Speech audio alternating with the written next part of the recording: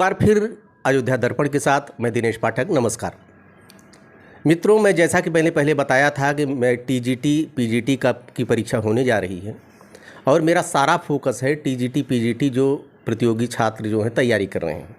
इसलिए मैं विद्यालय में जाता हूं। जो लोग पहले से इस प्रतियोगिता में सफल हो चुके हैं, कार्यभार ग्रहण कर चुके हैं, उन छात्रों के बीच में जाता हूं। वो तो विद्यार्थी आज भी हैं, तो उनके बीच में जाता हूं, जानने की कोशिश करता हूं कि उन्होंने अपनी रणनीति कैसे बनाई, कैसे तैयारी की, क्या उनकी रही परीक्षा भवन में, किस तरह की सतर्कता बरतनी चाहिए, क्या क्या है, सारी चीज़ों को मैं जानकारी लेता हूं।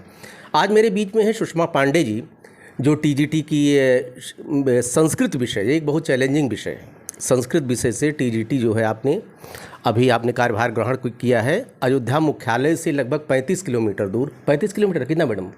हाँ, 35 किलोमीटर दूर है रामबली इंटर कॉलेज। वहाँ पर आप संस्कृत की टीजीटी में सब्जेक्ट पे जो है आपने कार्यभार ग्रहण कर चुकी हो।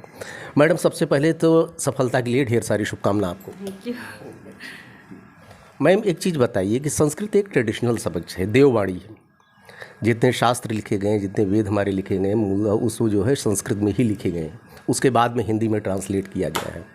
आप एक वैवाहिक, सबसे पहले ये बताइए कि आप एक महिला हैं और महिलाओं के लिए इसलिए बहुत सी जिम्मेदारियां होती हैं, परिवार को भी मैनेज करना पड़ता है। जो कैसे कहा जाता है कि महिलाओं को करियर एंड हो जाता है, उस मिथक को आपने तोड़ा है। इसके लिए ढेर सारी शुभकामना। आपने कैसे मैनेज किया आपने?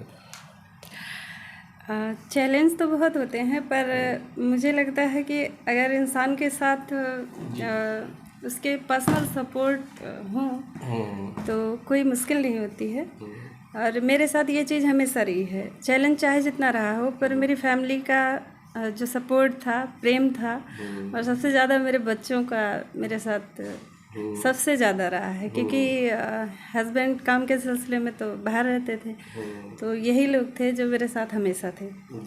और मेरा मोटिवेशन भी यही है। मेरा मतलब कहने का है कि मेरे सक्सेस के हर रूप में ये लोग हैं। बच्चे आपके? अरे भैया भी बैठे हैं, नाराज हो जाएंगे। नहीं, इनका सपोर्ट तो सबसे ज़्यादा रहा है, ऐसा नहीं है। पर बस यही था कि थोड़ा सा चैलेंज था इकोनॉमिक। सो इसलिए ये साथ नहीं रह पाए थे पिछले मतलब 7-8 साल से। जो मेरी पर्सनल जर्नी थी उसमें मेरे दोनों बच्चे ही मेरे साथ थे। बाकी हर तरीके से इन्हीं का सपोर्ट था। और चैलेंज भी बहुत होते हैं, जैसे एक डिसीज़न लेना बहुत बड़ी बात होती है।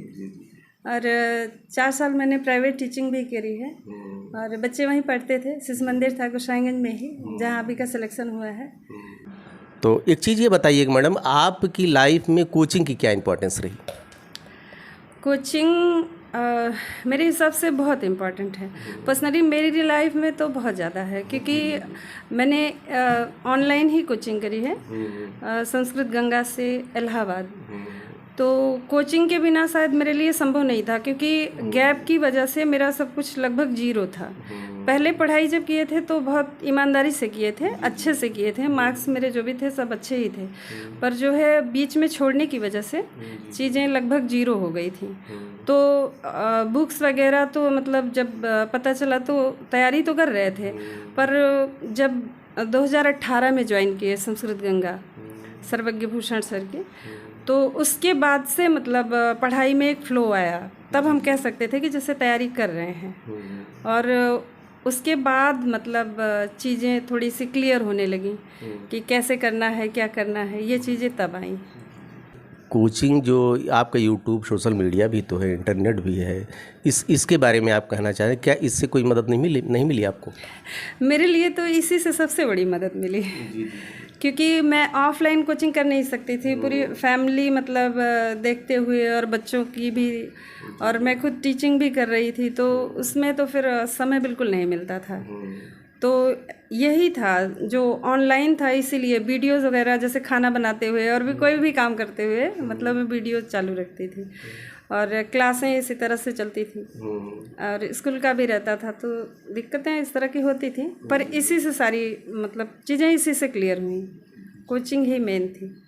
अच्छा, एक चीज़ बताइए मैडम कि पहले की टीजीटी आप दे चुकी हैं, 16 का टीजीटी देंगे, आपकी बार टीजीटी में साक्षात्कार को हटा दिया गया था।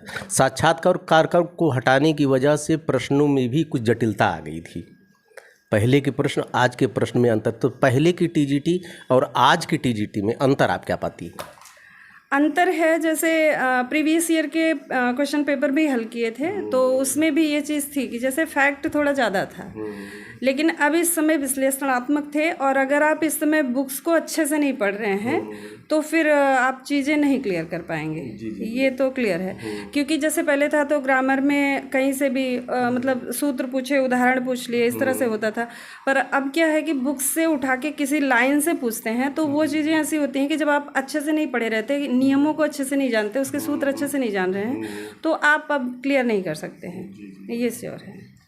मैडम का कहना है कि देखिए कितना भी इंटरनेट हो गया, कितना भी आप सोशल मीडिया एक्टिव है, कोचिंग है, लेकिन फैक्ट जो आपको मिलेगा, सही तथ्यात्मक जानकारी जो होगी, पुस्तकों के बगैर आप नहीं पा सकते हैं। आज भी अपनी जो किताबें हैं उनका महत्व कम नहीं है, क्योंकि इंटरनेट पर क्या मैडम इंटरनेट से कुछ भ्रामक सामग्री भी मिलती है? ऑफ कोर्स, आप जैसे वो तो इंटरनेट तो बहुत अच्छा है एक तरीके से, आप अगर सही दिशा में चल रहे हैं तो बहुत अच्छा है। निगेटिविटी भी बहुत ज़्यादा है, तो पढ़ाई के टाइम पे अगर आप जैसे ज़्यादा रिजर्व रहें तो ज़्यादा बढ़िया है।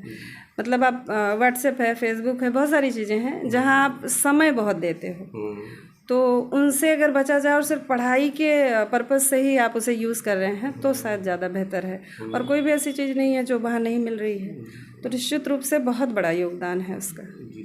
एक चीज़ ये बताइए कि परीक्षा भवन में सतर्कता, मेन स्ट्रेटजी होती है कि बहुत पढ़े लिखे हों, बहुत अच्छी तैयारी आपको हो, एकदम डीप नॉलेज हो, लेकिन उसके बावजूद परीक्षा भवन में अगर आप अलर्ट नहीं हैं, एक स्पेशल स्ट्रेटजी होती है कि परीक्षा भवन में प्रश्नों को हल करने की, उस पर ज़रा फोकस आप कर दीजिए। ये है कि आपको धैर्य हर समय बनाए रखना है, क्योंकि परीक्षा तो सभी देते हैं, पर वो वास्तव में आपके धैर्य की ही परीक्षा होती है। और ये चीज़ एक दिन की नहीं है, अगर आप रेगुलर अभ्यास कर रहे हैं। जैसे ज़्यादातर क्या होता है कि परीक्षा के टाइम पे लोग पेपर हल करते हैं और जो भी प्रैक्टिस सेट वगैरह है, तो मुझे लगता है ये आपको हमेशा करना चाहिए। जैसे 2 घंटे का पेपर है तो आपको नहीं, अगर हर दिन तो कम से कम हफ्ते में 1 दिन, जब से आप तैयारी शुरू कर रहे हैं, आपको अपने प्रैक्टिस सेट पे फोकस करना चाहिए और आपको पूरा टाइम देना चाहिए। 2 घंटे का पेपर है तो आप 2 घंटे घर पे अपने दीजिए, उस पेपर को उसी हिसाब से हल करिए कि आप कितनी देर में उसको हल कर पा रहे हैं। OMR का मतलब जैसे फ्रंट आपका फिल करना सबसे ज़्यादा इम्पोर्टेंट होता है, तो आप उसे अच्छे से भरें। रेगुलर जब आपका अभ्यास रहता है तो उस समय आपको कोई प्रॉब्लम नहीं होती है, और आपका उस समय जैसे आप मतलब डरते नहीं हैं। उस समय आपको पता होता है कि आधे घंटे में या 1 घंटे में अगर मैंने 100 क्वेश्चन या 110 किए हैं तो मेरे नेक्स्ट के लिए मुझे टाइम कम नहीं है।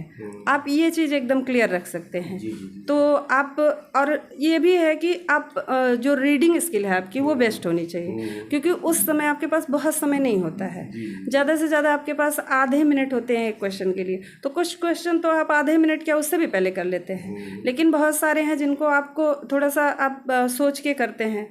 तो जो आपके सरल क्वेश्चन हो, जिनको आप जैसे आप क्वेश्चन पढ़े तो आपको उत्तर जिनके तुरंत आ रहे हों, मतलब आपको चारों ऑप्शन जिनके नहीं ढूंढने पड़ रहे हैं, तो उन्हें आप पहले कर लें। उसके बाद आप समय दें जिन पे आपको थोड़ा सा विचार करना है, आपको थोड़ा सा सोचना है कि कौन सा सही हो सकता है या कौन सा सही है।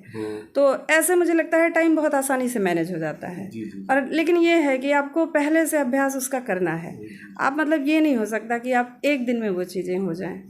रेगुलर मतलब पढ़ाई के साथ आपको प्रैक्टिस तो करते ही रहना है, और उससे क्या होता है बीच में आपको करने से क्वेश्चंस भी क्लियर होते हैं कि जैसे कौन सा टॉपिक हमारा कम तैयार है। मान लीजिए पेपर सेट हल कर रहे हैं तो उसमें कुछ बहुत सारे क्वेश्चन आएंगे जिनको आपको लगेगा कि इनको हम नहीं पढ़े हैं, तो उस टॉपिक को आप फिर से क्लियर कर सकते हैं। तो ये बहुत बड़ी बात होती है। आप अगर इस तरह से चलते हैं तो परीक्षा हॉल में मेरा एकदम मतलब मेरा भरोसा है कि आप कभी जैसे वो डर नहीं रहता है। कितने क्वेश्चन आपने सही किए थे मैम? F लेके 122 क्लियर गए थे और 3 क्वेश्चन गलत हुए थे।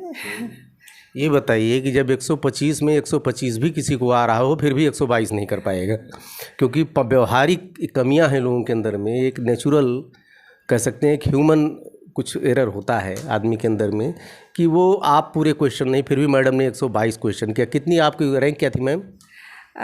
78 थी। 78 रैंक थे, 78 संस्कृत जैसे सब्जेक्ट में, जो कि बहुत टफ सब्जेक्ट माना जाता है। एक मैथमेटिक्स होता है, 122 आपने गेन किया, धन्यवाद इसके लिए आपको।